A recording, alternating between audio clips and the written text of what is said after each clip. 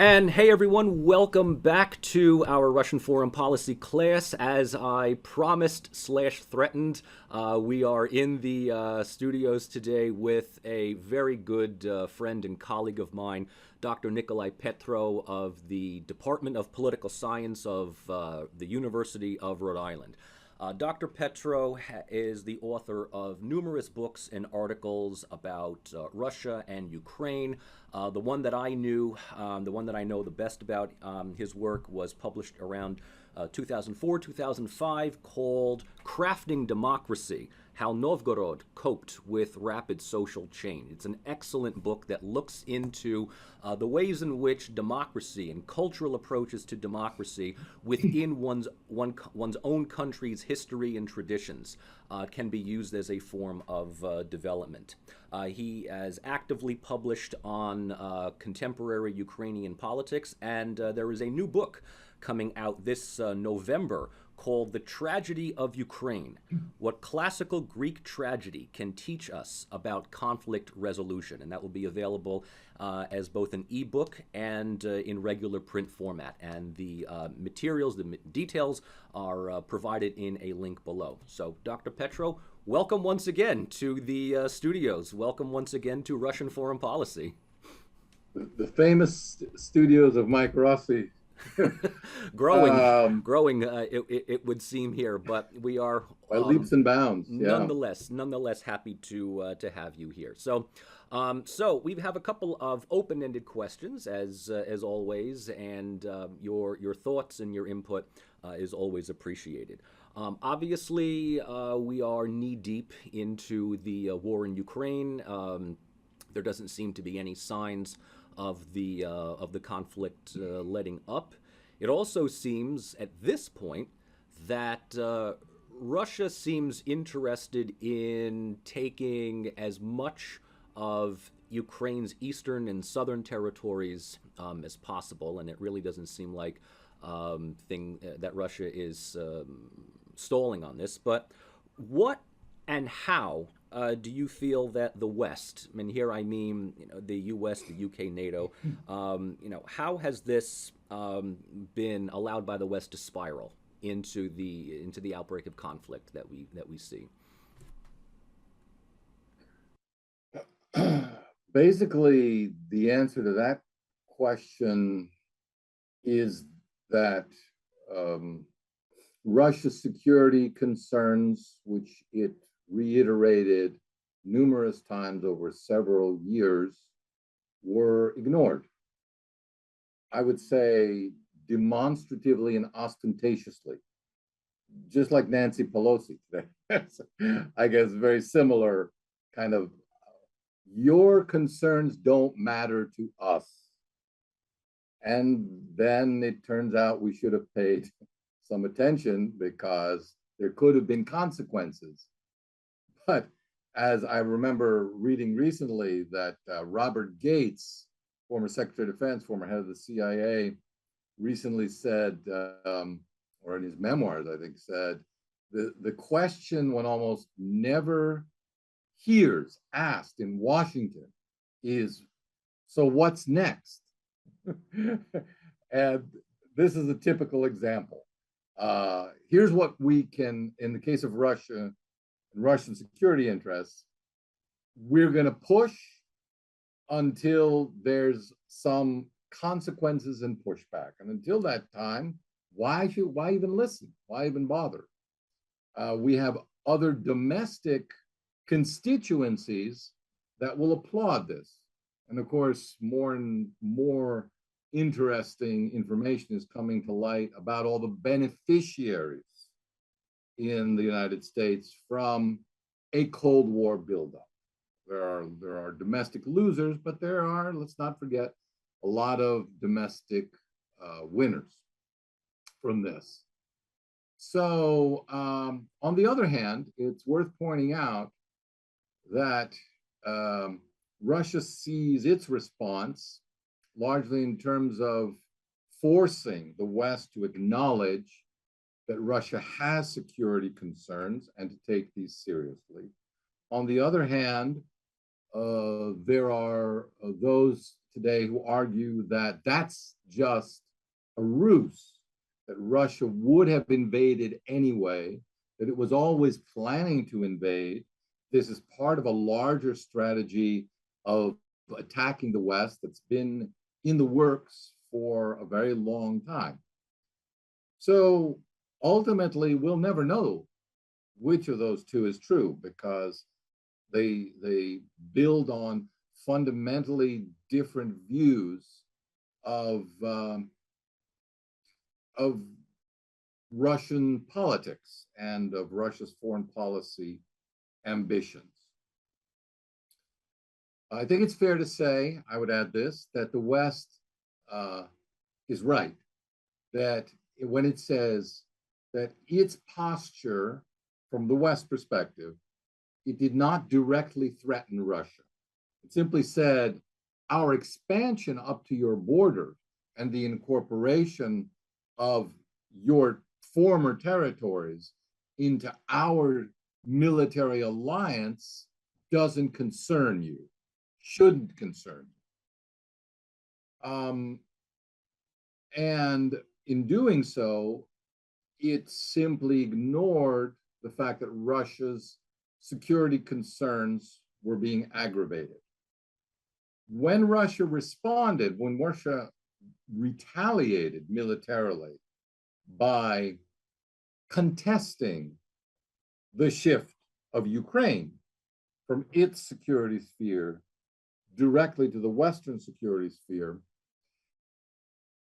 this Russia argues, was a more direct threat, but I see it largely as an angry response, sort of an emotional, we've taken it, we're not going to take it anymore.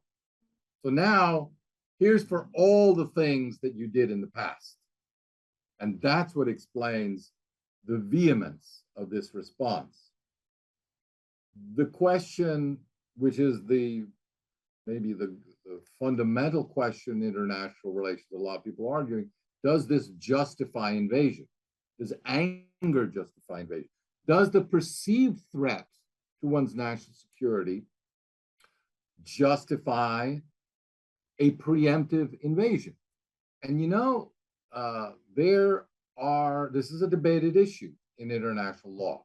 There's no one who's going to say it's always one thing or another. But I do like the way that Emeritus Professor Richard Falk at Princeton has elucidated this issue for us. He points out that in international law, there are two contexts in which the word justified is used in international law. One is moral and the other is political. Both are part of international law.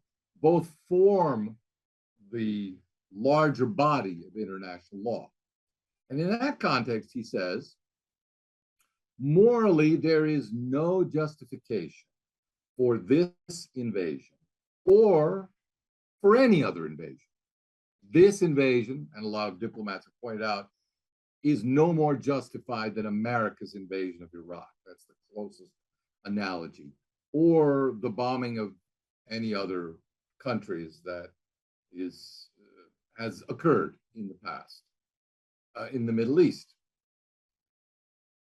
So there is no moral justification for the Russian invasion of Ukraine. Politically, however, the reality is, the truth is, nations have always done whatever they need to do for their national security as they interpret it. And they always call it justified.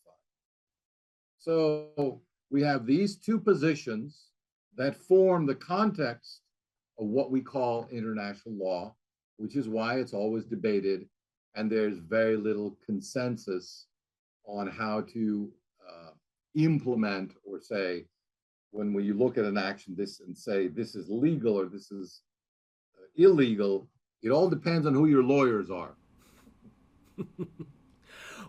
Well, it's not like the State Department was not given any forewarning on this, right? I mean, evidence shows for for years, if not decades, right, that a number of academics and even policymakers were warning against NATO's expansion to the east, which would eventually trigger Russia into some kind of response.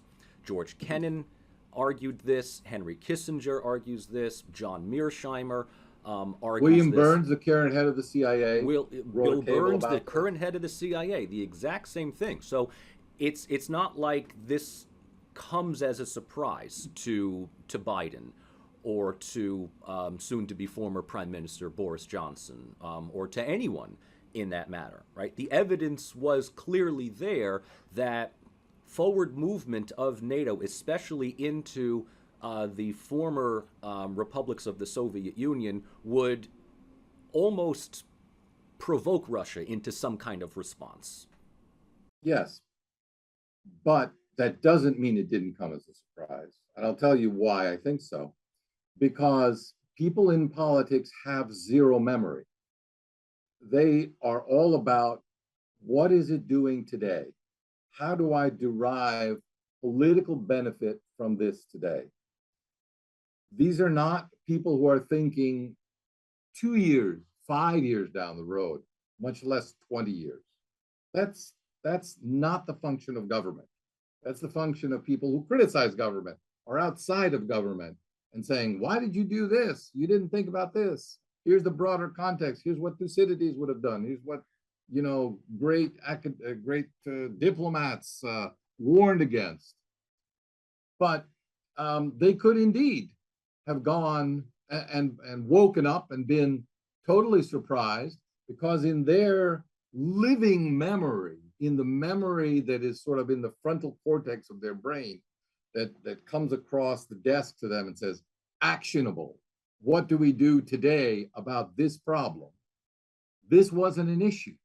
It had fallen off the radar. And Foreign Minister Lavrov mentions this. And I've had, as a lot of people have had, discussions with Russian diplomats and academics who were trying to say, pay attention to this. We're pro-Western. We can't continue to be so if there isn't some response to this, and you take note of our concerns, which is why Russia's perceived weakness, which turned out to be much less than was the case, and its ability to inflict harm on the West, should the West continue and escalate confrontation. None of this was thought through. We were not aware and did not consider the impact of sanctions on ourselves ever. No one thought about that. And politicians, have the shortest term memory of all, it seems, of all of us among the elites, academic, financial, etc. Very few people were warning about the consequences, or thought that the West would respond in this exaggerated way.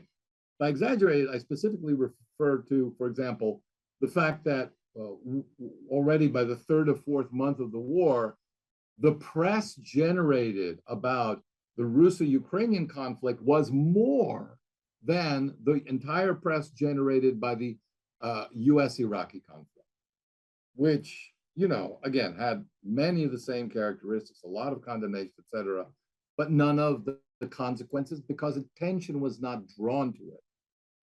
And much of the negative impact that we're seeing in international relations is precisely a necessary response of the political class to the negativity that they themselves encourage, but that they then are now trapped by, in terms of formulating an alternative policy. They don't have one. And the disconnect, therefore, between reality, what is possible for Ukraine and the West to achieve with respect to Russia, and what the consequences ultimately, what the likely outcome of this conflict is going to be, is going to be very significant. And it'll be interesting from an international relations perspective to see, well, how are we going to manage this gap? What are we going to say to people? What are all our media outlets going to say after saying Ukraine can win, Ukraine can win, Ukraine can win, Ukraine has lost? Just in sequence. I think one of the consequences is going to be, if you can imagine it, even lower credibility ratings in the West with respect to Western media, which is a problem. It's a big problem for politics. Politics and democratic institutions rest on presumed legitimacy. If you don't have that, then your democracy has to be imposed, essentially. We might indeed find ourselves, as some people argue we already are, people like Noam Chomsky, that we're already manufacturing the consent, the elites are manufacturing in the West the consent that they need to continue governing. And they call it democracy, but it ain't nothing like democracy. So this is going to take us in a number of directions here. But one thing I want to dwell on is the way in which the media has, there's no other way for me to say it, but spun the war, and has portrayed Ukraine as this scrappy, determined little liberal democracy that can. And all that it needs is to shorn itself from all ties with Russia, enter into the community of European nations, and prosper like every other. And what's lost is that, and I've said this in previous lectures, since '91, Ukraine has been one illiberal democracy / hybrid regime after another. And what we tend to forget is that prior to Zelensky, there was this 8-year stalled, frozen conflict in the Donbass region over the failure to implement the Minsk II Accords. And take it however way that you want, but within the last few months, information has come of light, leaked out however much that you want, that the previous president, Petro Poroshenko, was deliberately stalling, had no interest in implementing the Minsk II and reaching some sort of an agreement with Russia, possibly for the reason of stoking tensions and eventually spiraling the security dilemma out, out of control. Any thoughts on that? Well, I would say that Ukrainian resistance to Russia has been plucky and it has been courageous, but that doesn't make Ukraine a liberal democracy of any kind. There is an argument to be made that that shouldn't matter now. That in wartime, certain allowances and restrictions have to be made and imposed. The restrictions have to be imposed on free speech and all of that. But these restrictions on the voice of the opposition in Ukraine, which is heavily concentrated in the electorate of the east and south of the country, which has had a problem with the policies of the central government in Kiev since the 2014 Maidan, and voted against those policies consistently when he got the opportunity to do so, that the suppression of those voices has been going on for many years and reached an unprecedented peak in early 2021, when all opposition news channels were shut down.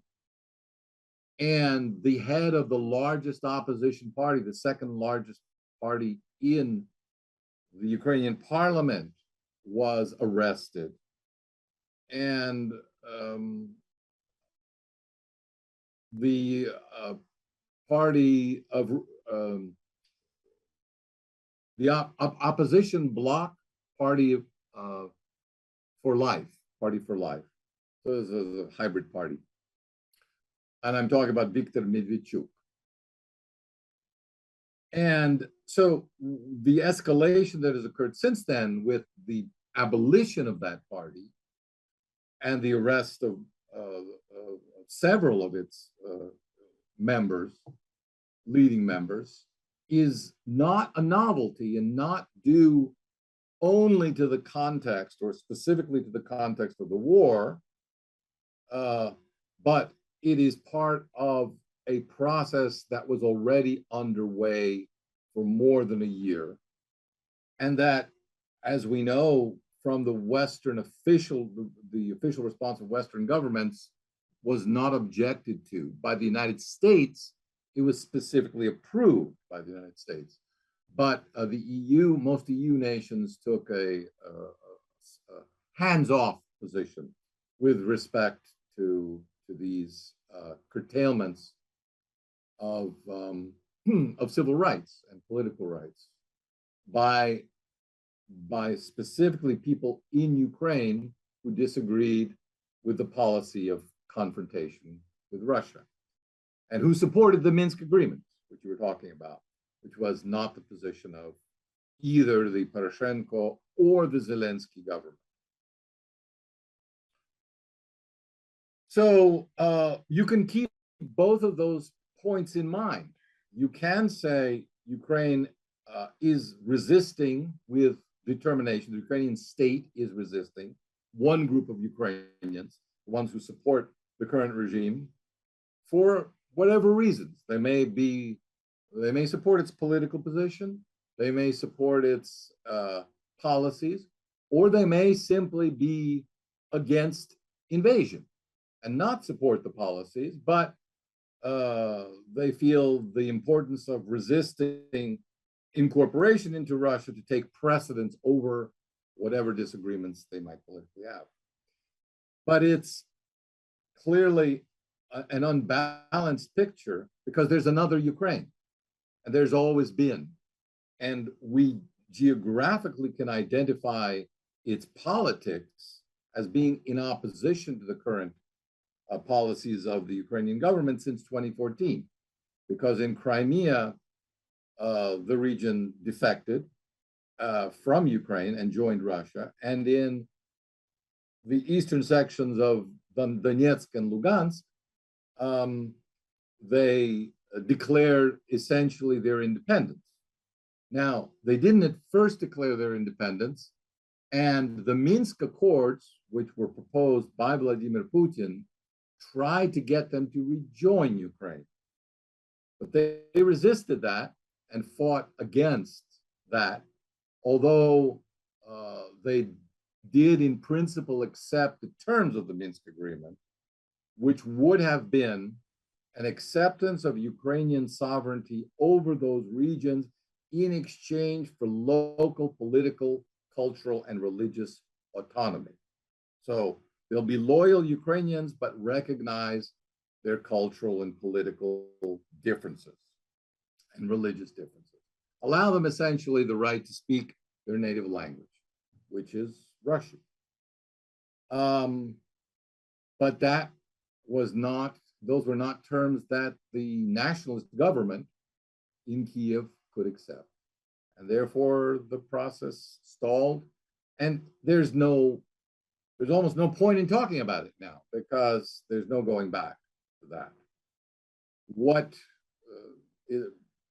And it's impossible really to speculate intelligently about what a future Ukraine might look like. I will say this, though, that it depends on who is perceived as the winner. And that's a complicated issue because whatever happens, the West will declare its victory, whatever happens, or will declare that it's not so bad as it looks. They'll put the best spin on it. And Russia will do the same. And Ukraine will do the same. So it'll be quite a while before we'll know who's gotten the better deal. But let's just take at face value the declaration of victory, okay? and see what flows from it. So I would say for the future of Ukraine, if Russia wins, if Russia considers itself to have won, then it will exert a form of suzerainty, well, effective control over what is left of Ukraine. There will either be the regions incorporated into Russia, like Crimea, which might be several more regions that are now under Russian control, or maybe those will be a buffer state, which will be closely allied with Russia. But the control will have to extend over what is known as the right bank of Ukraine, the rest of Ukraine that is now not directly involved in the fighting, although there are occasional missile attacks as far as the Polish border. Effectively, Ukrainian independence will be neutralized. There will be the territory that is not under direct Russian control will have to be neutral at best. And Russia will effectively control its foreign policy.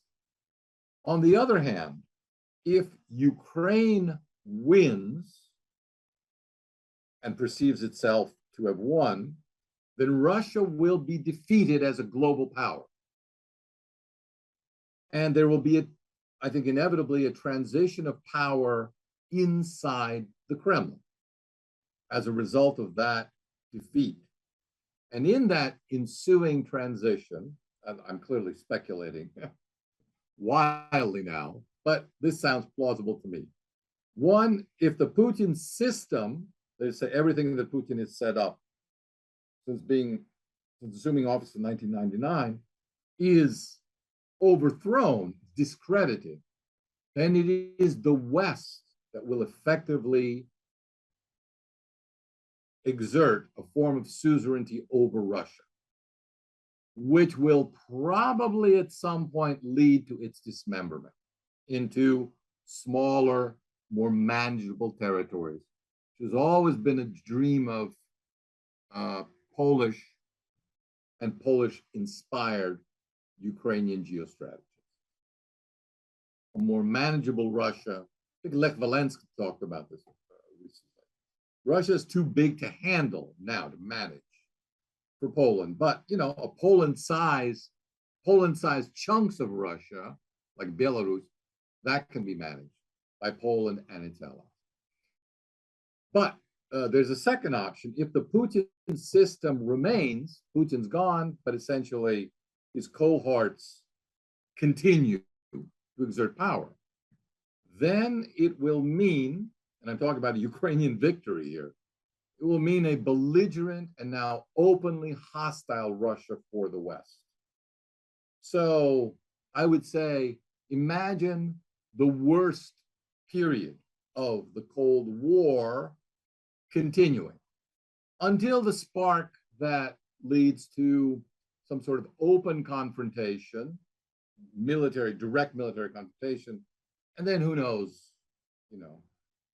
whether that will necessarily escalate to nuclear or not is always an open question. But there will be open hostility and belligerence. So Ukraine, the future of Ukraine looks dismal, I think, either in victory or defeat, because either way, Ukraine effectively loses its sovereignty, either to the West if it wins. I mean, right now, the Ukrainian budget doesn't exist. It is entirely financially supported by the West.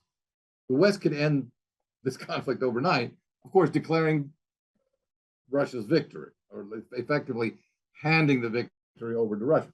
But it would end the conflict. Let's be clear about that, because it is only thanks to Western support, not just military. I think the military is less significant than the financial and political support that is keeping this conflict going.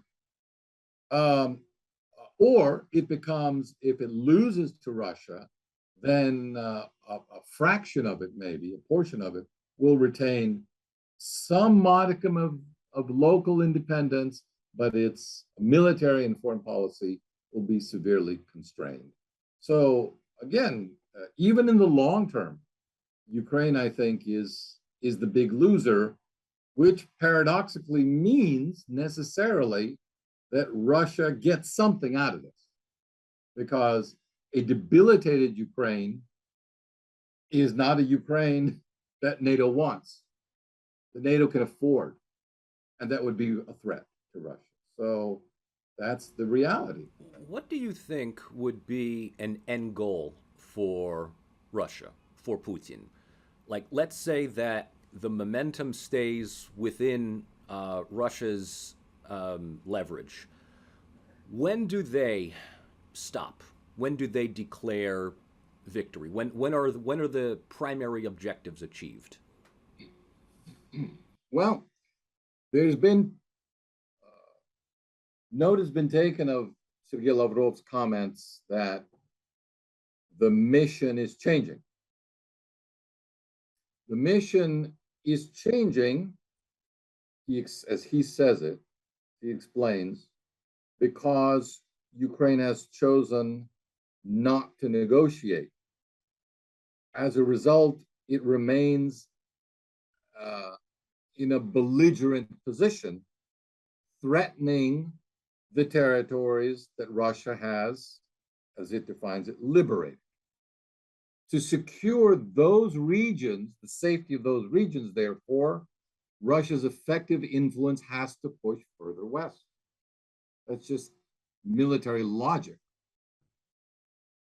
To the extent that Ukraine refuses to negotiate, the logical endpoint would be, again, effective control over the military and foreign policy stance of all of Ukraine.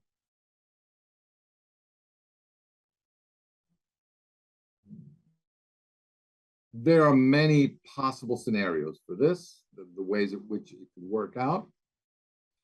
Probably the most logical and manageable from Russia's perspective would be for some regions under Russian control to join Russia directly, other regions to effectively be a buffer state between the West and Russia proper, and a third Vichy-like creation of Ukraine, neutral and forming a second buffer, but again with Russia effectively controlling which political voices have a say in that nominally independent and neutral territory. Again, the military, there needs to be more military clarity about what is happening on the ground to make any plausible predictions about a political situation that might ensue from that. I've always said this war will be there'll be a negotiated end to the war, but that will only take place when all the competing parties agree that the outcome is clear, that the outcome is inevitable now. It will either be this or it will be Russian victory or Russian defeat. It's clearer what a Russian victory is because it's territory. It's hard for me to imagine what a Ukrainian victory would be. Their rhetoric is just nonsense. You know, for them, victory is conquering Russian territory beyond Ukrainian territory. Well, that's totally implausible. No military analyst will say that's a realistic possibility. So the question is how much of Ukraine, I guess militarily and politically, how much of Ukraine needs to fall into Russian hands before the Ukrainian government is willing to uh, join negotiations to save the rest of it, which will be bitter, which will be a bitter pill. They don't want those negotiations. And, you know, the current Ukrainian government is an awkward, it's a shark tank, let's put it that way. It's a shark word. It's a shark tank. Everybody is working together to fight Russia, but also suspicious that the person in the chair next to them is really a traitor and is working to support Russia.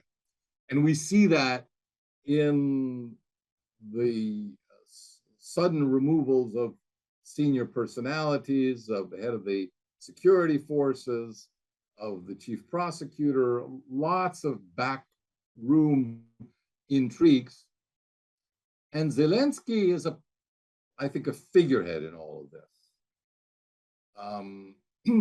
If there are going to be negotiations, Russia has always, I think, expected them to be with the Ukrainian military leadership. And that may wind up being the case eventually, because if the military essentially sees no positive outcome, then why not stop the fighting and take charge and save the country, save what's possible to save. Save what can be saved. Right. This is a very old and well-known way out of this kind of situation. So then, how much power really does Volodymyr Zelensky have? Sort of, is he a figurehead? Is he now completely and utterly reliant on external backers? Does he have? He had, and I've mentioned this in a previous lecture. You know, he was elected on an unbelievable landslide victory against Poroshenko, with the, if I'm not mistaken, with the campaign promise to reach out to Russia, to make some kind of deal with Russia to end the stalemate in the East. He met the same degree of resistance among political and ideological hardliners in Ukraine that Poroshenko did. And his popularity prior to the outbreak of war was tanking. Right? We tend to forget this, right? His popularity was just absolutely sinking.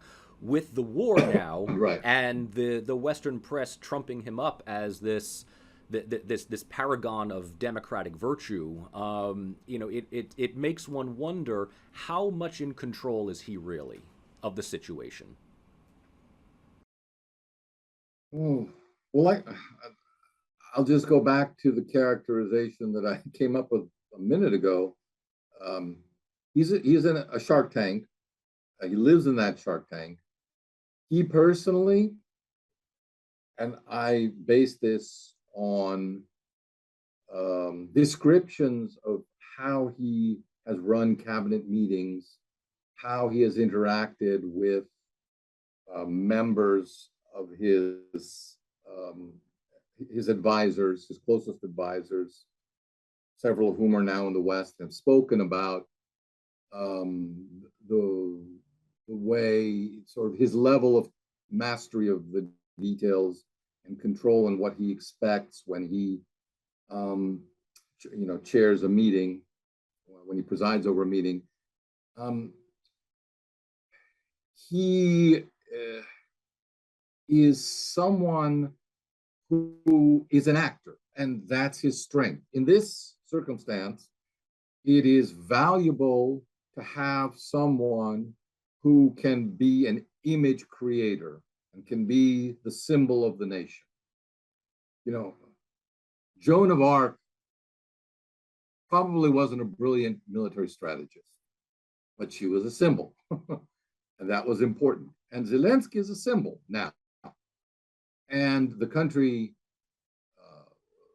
that stands in opposition to the Russian invasion, that part of the country stands in opposition, needs a symbol. Oddly enough, or maybe not oddly enough, there is no comparable symbol on the other side. And I think that is part of its invisibility. The reason it's become invisible is that there's no comparable figure who comes across and is touted as appealing and in his rhetoric as Zelensky is. You're talking about the Ukrainian opposition. I'm talking about the pro-Russian forces, the Donbass, in the Donbass and elsewhere. So,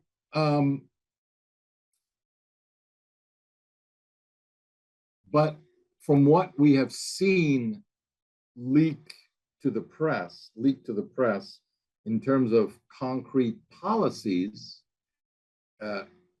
it doesn't seem that he is very helpful there. Neither he has nothing to say or apparently to contribute of any significance to Ukraine's economic policy. That is run by Western advisors and by the National Bank at the direction of national advisors. They're keeping the country afloat, and Ukraine has no options but to do what it's told and be thankful for it economically.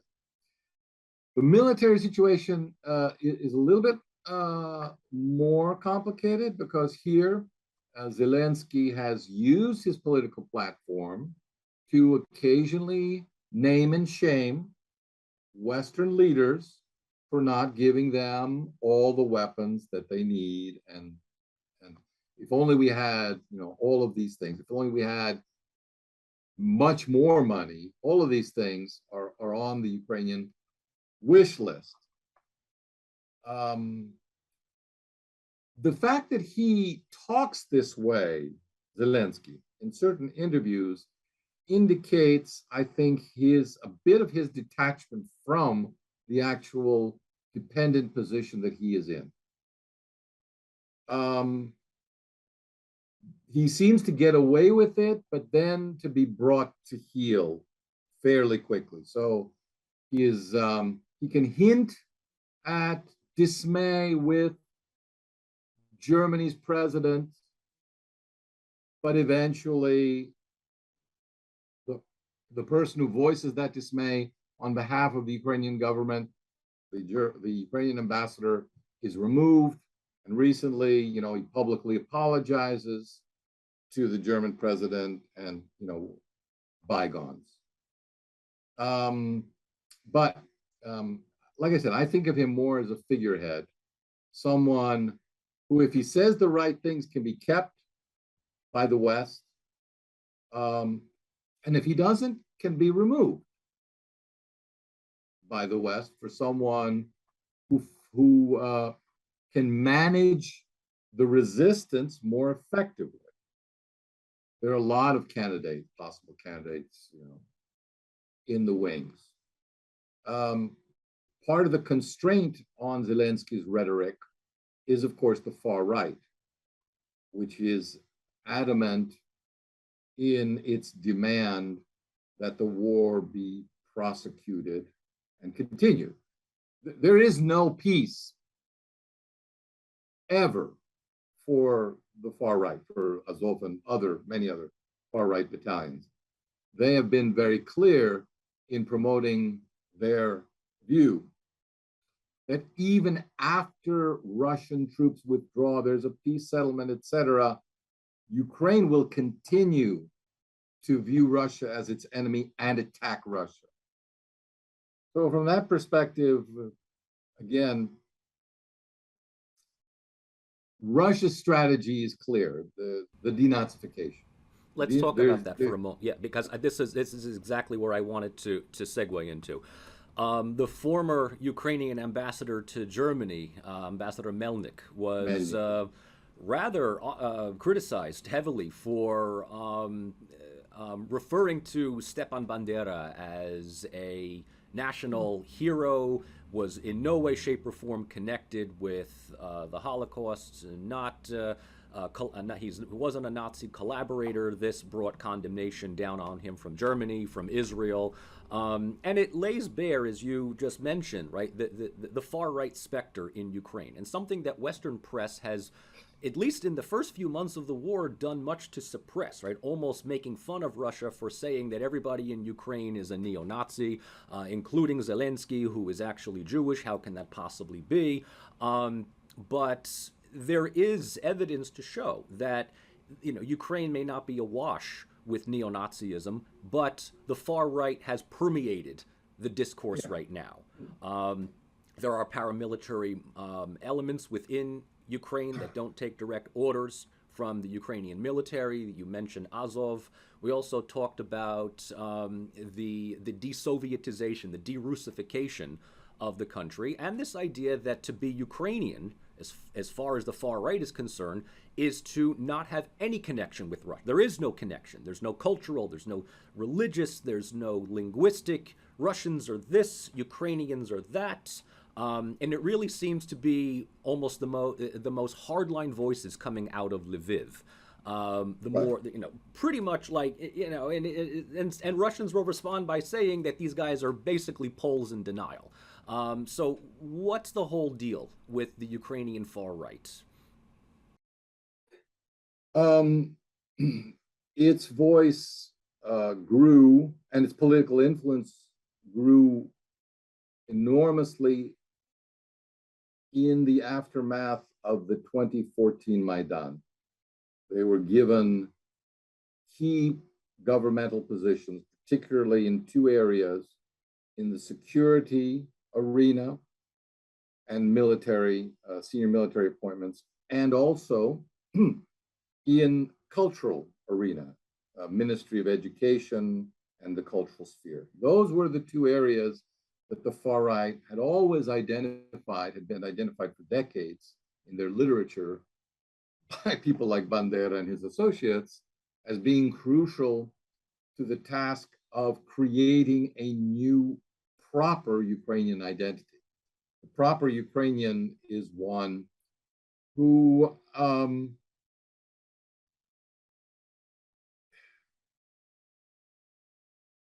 it's not, I think, the mainstream view in Ukrainian nationalism is not that there are no connections to Russia, but the analogy I make is to the biblical story of Jacob and Esau, or Romulus and Remus, the founders of Rome.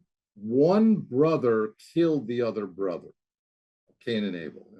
One brother killed the other brother, and it was the wrong brother who got the benefits. So Moscow and Kiev were in competition. Moscow took advantage, became the older brother, suppressed the younger brother who actually had the right birthright. And this is a historical injustice of 1,000 years that needs to be corrected, which is why it's hard to deny the existence of this connection. But this can be turned around, say, Ukrainian nationalists, to our advantage. When we become the top dog, then all of these resources that are falsely now Russian resources will become what they truly were meant to be, Kievan resources, or Ukrainian, but maybe Kievan is a better term, actually, historically. So we should not talk about Russia, but really Rus, and it's Kievan Rus. And we should always remember that and emphasize that. So that's the historical context. And obviously in the aftermath of a direct invasion, that the appeal of that message has increased in the territories where it has already held traction, where it's already been able to get traction for the past 8 years. The counter narrative is just standard history. Russia hopes that the inroads that were made in eastern Ukraine can be reversed. And the semi-official narrative, I would say, from the Russian side is that what the objective beyond the military objective is to heal Ukrainian society. Here's a society or part of society that has gone insane, denying its own heritage. So to have a healthy Ukraine, it needs to be reacquainted.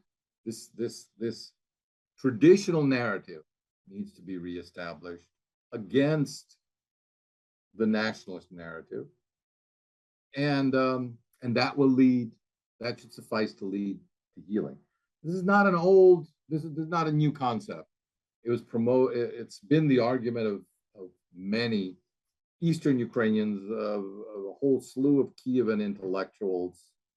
Perhaps most famously murdered early on after the Maidan, the writer and popular historian Ales Buzina, who said essentially, what is Ukrainian? He said, it's a variety of Russian.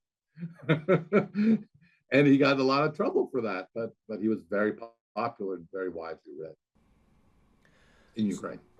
So Putin, Lavrov, other, Dmitry Medvedev have constantly made mention to a poli-sci term, an IR term that we use, multipolarism. Somebody in the Kremlin has been reading up on the poli-sci. It's nice to know that we're taken seriously somewhere.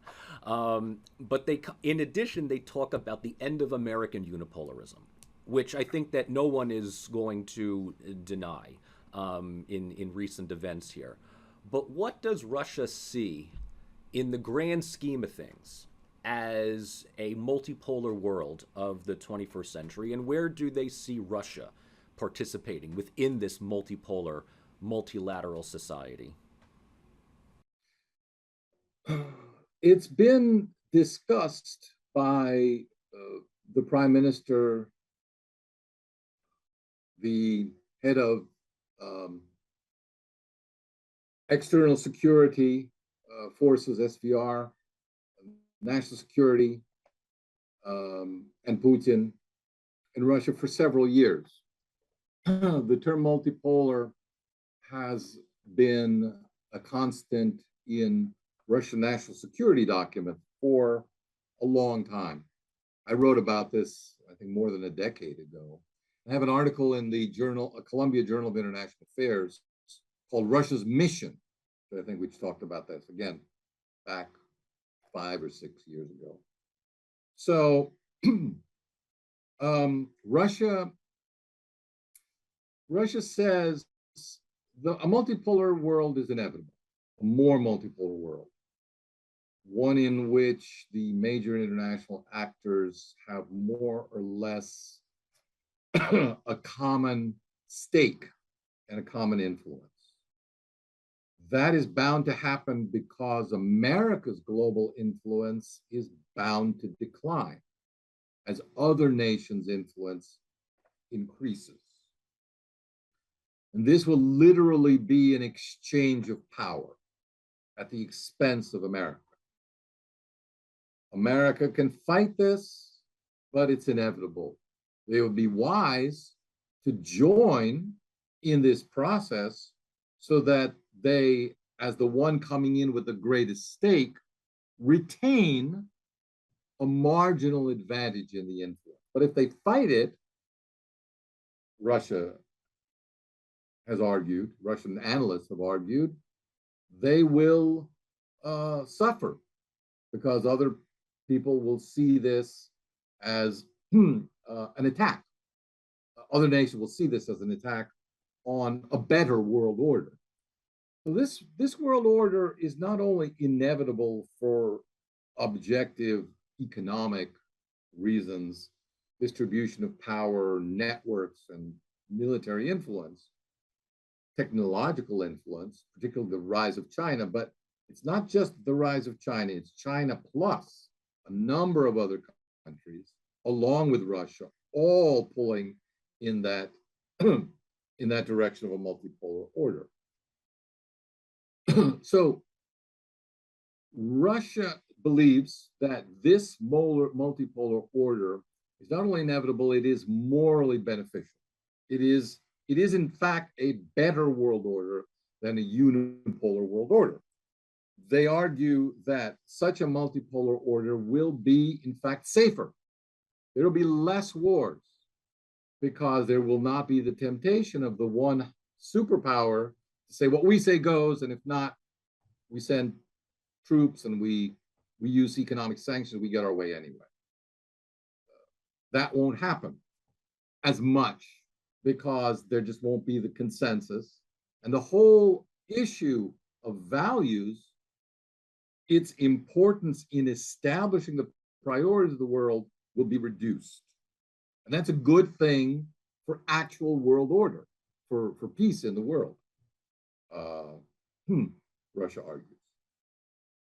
Russia will not take a dominant seat in this new world order.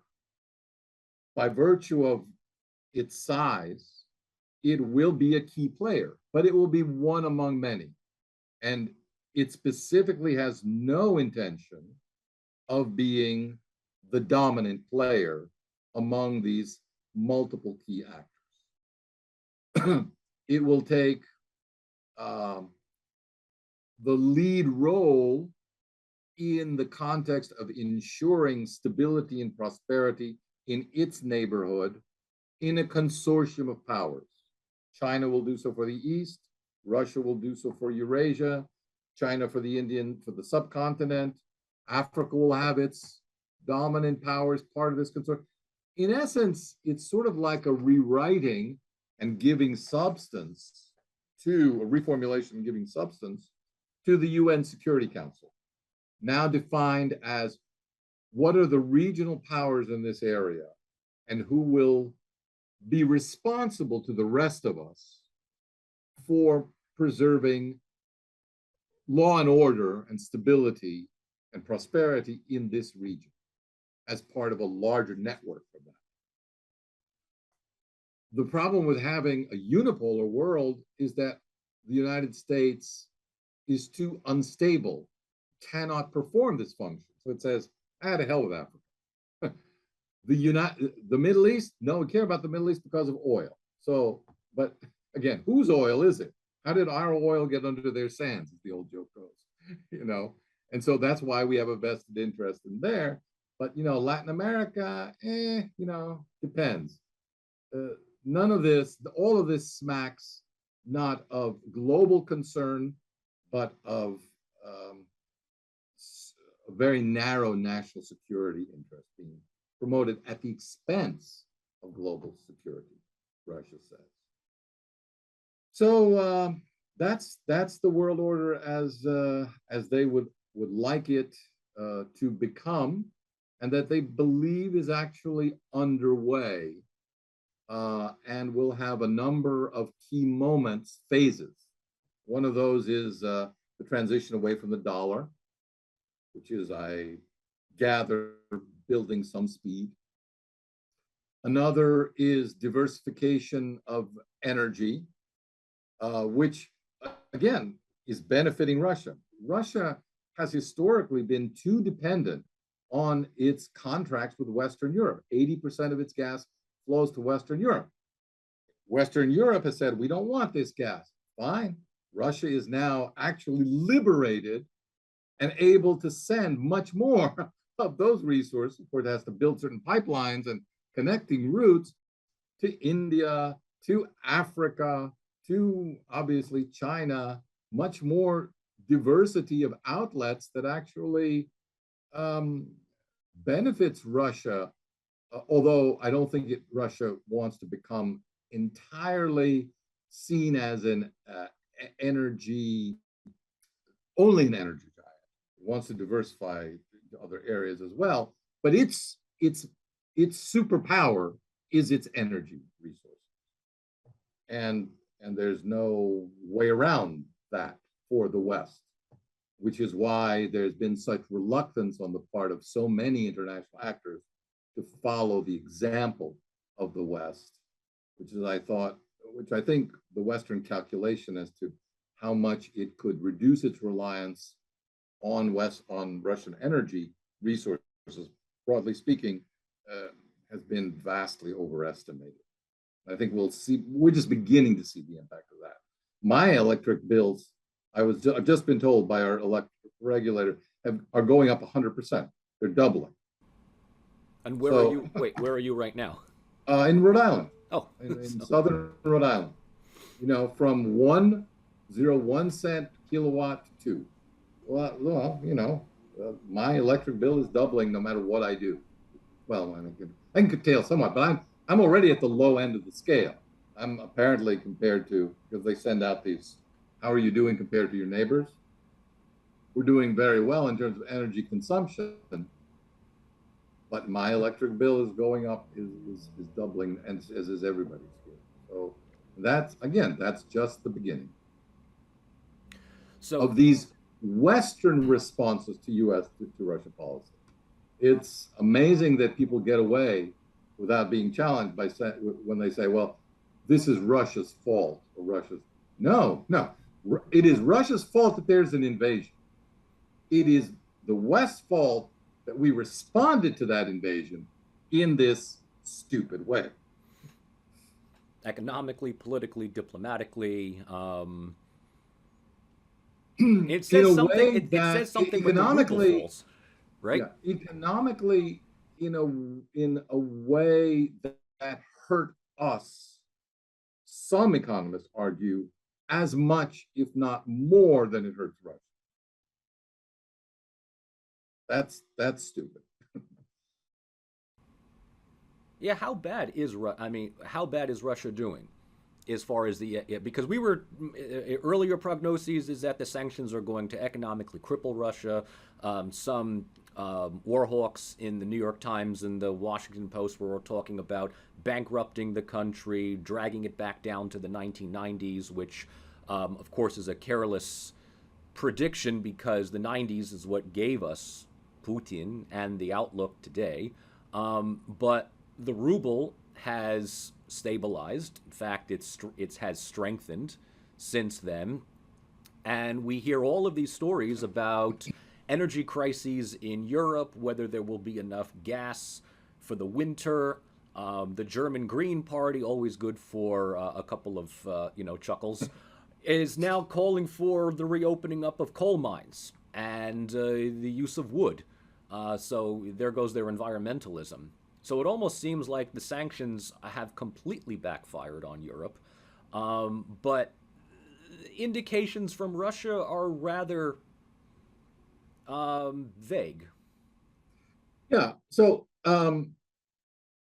there is no positive economic spin to sanctions in the short term.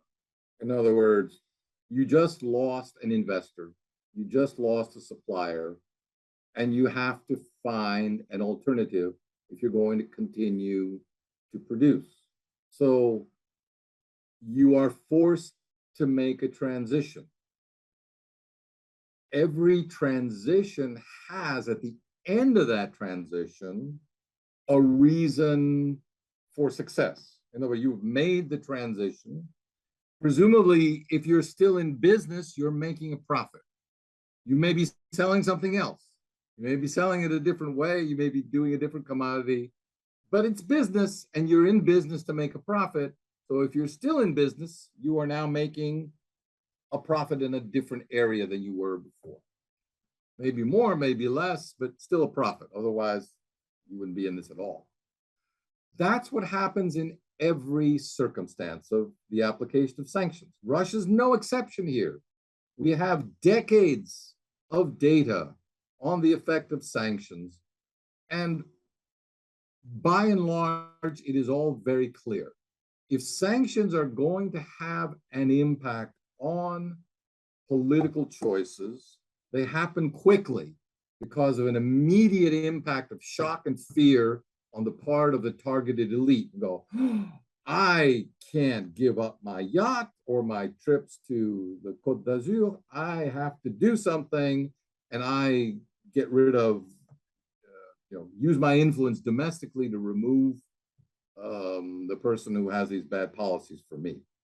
So it's based on a very specific, it's targeted at influencers within the target country to change the policy of that country. That almost never happens. That's very difficult. Well, just almost never happens. Over time, however, the consequences, the economic damage done is alleviated because, again, you find different suppliers. It's the magic, it's the invisible hand, as Adam Smith said. And it literally is invisible. No one can track it because we just find a way. Economic actors find a way. And then, 2 years from now, they'll go, oh, look, or actually, what has it been now? 6 months. Oh, Germany imported more oil than ever before since the invasion, things like that. So all of that comes to pass. And then the pressure, the political pressure becomes reduced. And the country essentially is able to continue to go on along the track that it originally set out to do so. This has been the case, scholars have proven, even with small, fairly quite dependent, I would say, countries on external pressures. The chances of a country as significant as Iran, China, Russia, capitulating to political blackmail, well, economic blackmail to change their policies, was always nil, as close to nil as could be imagined. Now, that's not to say, and you notice when you read pro-sanctions article, they switch the terms. They don't say, our sanctions will result in a change of policy. They say, our sanctions will hurt. Well, hurt is a relative term. What might hurt you might be an itch to me, or vice versa. So the question really then becomes, what do you mean by hurt, and how much do you think realistically that hurt will be needed to change policy? And that's where sanctions advocates have no answers, because they don't look at that question and they don't want to know the answers, because the answers from the academic and historical literature are all against the effectiveness of sanctions. Simon Jenkins this week had a very succinct but pointed article in the Guardian to this effect. Sanctions have failed. These sanctions have failed because all sanctions fail, as everyone knew they would. So politicians use the term to deflect attention from what they don't want to have to do. What they don't want to have to do is declare war and kill our boys in this conflict. So sanctions are a make-believe solution to this problem that really changes nothing. But from Russia's perspective, there is a benefit. It ultimately leads to greater self-reliance, resilience, and factors, and contributes to it adds another set of bricks, no pun intended, to the construction of the new world order, that multipolar order that they're talking about. We're doing Putin an enormous favor by giving him this amount of incentive and time to pull Russia out of all the possible levers that we can use to change his policy. This is interesting that you mentioned this, because neither Putin or Lavrov have hid this. Charlie Rose gave an interview Putin gave an interview to Charlie Rose back in 2015 about the first round of sanctions against Russia in light of the annexation of Crimea, and Putin's response was exactly that. The sanctions may hurt us initially, but it forces us to adapt and to think about the reality that we rely too much on selling our goods or importing your goods. And that forces us to become innovative and become more self-reliant or change around our economic outlook. So in And a way, economists understand that argument, but it doesn't get through to the uh, inner circle in Washington because of and London and Berlin, because of what I can only assume to be best characterized as a colonial mindset. The colonial mindset is we have the technology, they need us. You know what? Who would? But our dependence on their oil is not significant, but their dependence on our technology is. Actually, unless you were raised on a plantation, you realize that the exact opposite of that is true. You cannot survive without raw materials to work on, but you can copy, steal, make your own alternatives to any technology. China's been doing it for decades. Iran's been doing it for decades. Cuba's been doing it for decades. All you really need is water, fertilizer, things like water, fertilizer, energy supplies, things that Russia has in abundance and doesn't need from the West, but that the West desperately needs from Russia. Who's going to win this tug of war? I think the answer is pretty obvious. well, I think more people need to blow the dust off of their copy of Immanuel Wallerstein's world systems theory. The core is dependent on the periphery. I mean, it's a simple Marxist approach. So one final question here, and this stems from what we were just talking about. Whether people want to admit it or not, I think it's obvious to many that there's a permeating sense of Russophobia in Western political culture. The United States is certainly no stranger to it, and within the UK, I've noticed that even in some of the more reputable newspapers, I mean, they almost seem to be making things up. Putin is sick, he's dying, he's about to get overthrown. There's a body double. Russia is losing the war. Every time Russia takes another town or city in Ukraine, this is Putin's last stand. We can take it as it is. But given also the idea that there is a great degree of curiosity among people to learn about Russia, knowing also how limited they are in gaining access to non-Western media sites and YouTube channels that are being either shadow banned or outwardly shut down. What is, in your opinion, and this is a question I've asked you already, what is, in your opinion, a good way of reading Russia right? How do we make sense of what is happening from an objective empirical standpoint in this day and age? Well, you mentioned the article I wrote again a few years ago in the Fletcher Forum called Reading Russia Right. And I did lay out how in that article, how a different take on Russia could have spawned different a different Russian response, a more benign Western response. None of this is surprising.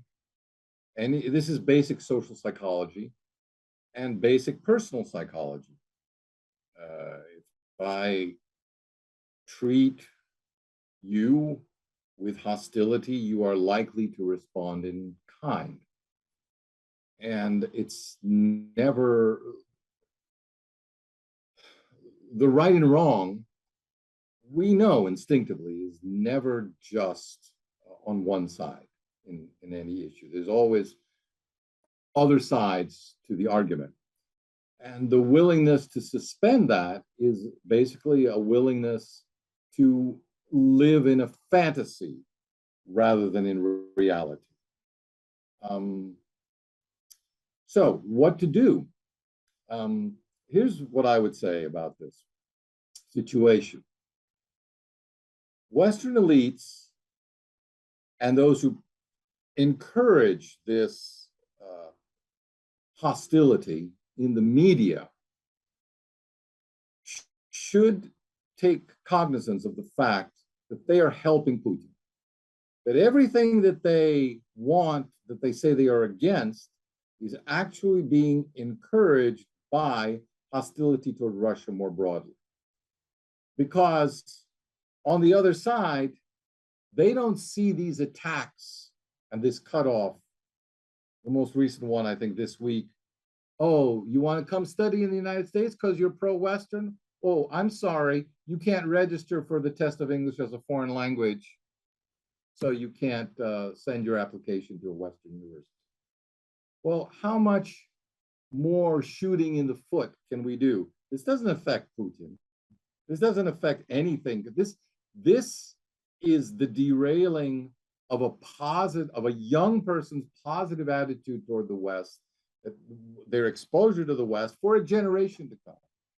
So the attitude that we need to punish Russia for all its past sins also means that you are setting up a hostile Russia for your children to fight. And you're doing so right now, is what I would say. The way out, of course, and again, this brings me back to the theme of my book, Tragedy of Ukraine, is that tragedy is a situation that comes about because you yourself don't realize how you're contributing to the disaster. You refuse to see it, and the result is you continue to do the same thing. And that's the simplest definition of what a tragedy is. Recognizing that, classical Greek writers, playwrights, said the way out of this was very simple, actually, but very difficult to accomplish: compassion. Compassion toward your enemy. When you begin to say, why are we fighting? Oh, you're fighting for that? Well, I'm fighting for actually something very similar. We may be fighting over parts of territory, but I'm fighting for this noble cause, and you're fighting for that noble cause. So what are we sharing? We're sharing an aspiration for that noble goal. Maybe there's something to build on there. Maybe we're not as alien to each other, and maybe we don't need to degrade each other's humanity, and can start moving back toward establishing dialogue, common discourse, from that simple assumption that we are human beings. That's what I see lacking in the current Russophobia, the acknowledgement that Russia will always be there. There will always be Russians. There will always be human beings who are called Russians. And they have contributed much to our culture. There's a slight nod in that direction, but we don't let it affect what it needs to affect. It needs to spill over into our personal relations, into our descriptions of Russia, into our historical understanding of Russia, so that, as I've always argued, Russia can be recognized as part of the West. Once it's recognized as part of the West, we can deal with it as we deal with other unpleasant family members in our own family. We don't say, so-and-so's not our brother. Shoot them, kill them, put them in jail. No, we say, let's deal with that person with some understanding and compassion and try to bring them back into the family. And these are old messages that need to be reiterated, and people need to be constantly reminded of the need not to ostracize our enemies, but to remember that we are all sinners and that we all have our failings in different ways. And that on that basis, maybe we can be more compassionate and understanding of each other, even though we disagree about what needs to be done. I think that's a great way to, put a cap on a fantastic hour and a half here discussion with you. Always a pleasure. Thank you. Always an eye opener discussing these ideas, and I think that everyone, both in my class and everyone participating in the Public Scholarship Initiative on my YouTube channel, have learned a lot. Thank you once again, Dr. Petro, for taking your time to speak with us, and I hope to have you back again next year, either for the post-communist class that I do interchangeably, or Russian Foreign Policy 2023. Great. Where are we then? Where are we then? Yeah, good question. Okay, yeah, it's always a pleasure. Thanks, Mike. Thank you very much, everyone. Take care.